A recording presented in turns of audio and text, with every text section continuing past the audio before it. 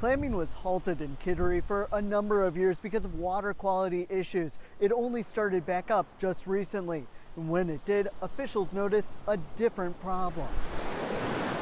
It's a huge problem. Last year, officials set out to run a test in Brave Boat Harbor using clam seed in 14 by 14 foot nets from the Down East Institute. We've done this in communities all over the state. Native clams were thriving underneath these nets. But then they pulled them up.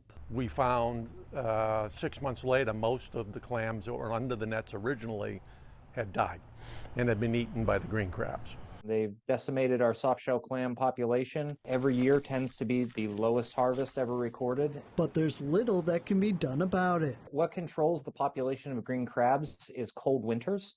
And the way that our climate is changing, we're just not seeing that anymore. Kittery shellfish warden Chuck Moran knows of one person nearby taking the invasive species and selling them to restaurants. The hope is that the people will develop an appetite for green crabs so that we'll see, something in place to reduce them. But Kyle Pepperman says options like trapping have their own shortfalls. If we can just learn to adapt and figure out how to deal with them, I think that is the key to moving forward. So for now, to keep them at bay, Moran and volunteers have put down even more nets. There's still plenty of areas for people to clam. These nets will stay down for about 2 or 3 years, during which time another study will be conducted to see how the local clam population is doing.